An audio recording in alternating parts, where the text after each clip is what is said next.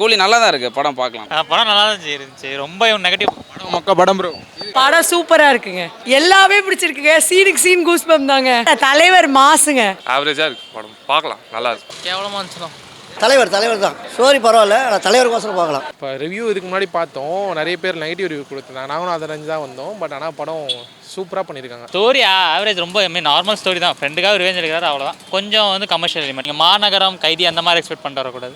ஒரு தலைவர் படம் லோக்கி டேரக்ட் பண்ணால் எப்படி இருக்கும், அந்த மாதிரி பார்த்தா நல்லா இருக்கும். நல்லா தான் இருக்குது, என்ன குறைச்சல். அதான் ஒரு சில இடம் கொஞ்சம் லேக்காக தான் இருக்குது, ஆனால் ரஜினிகாண்டி பார்க்கலாம். பழைய ரஜினியை பார்த்த மாதிரி இருக்குது. ஸ்டோரி கொஞ்சம் கன்ஃபியூஸ் தான், ஆனால் கடைசியில் புரியும். இது மாஸ்தான் நடிக்கிற படம், மாசா பார்த்துட்டு மாசா போயிடணும், அவ்வளோதான். எல்லாரும் சொல்கிற அளவுக்கு கேவலமாலாம் இல்லை, நல்லா தான் இருக்குது. சில சீன்லாம் பயங்கரமாக இருக்குது. படம் ஃபுல்லாகவே நல்லா தான் ப்ரோ இருக்குது. சும்மா வெளியே நல்லா இல்லைன்றாங்க, எல்லாரும் வந்து பார்க்கலாம், நல்லா தான் இருக்குது. ஓகேவா இருந்தது.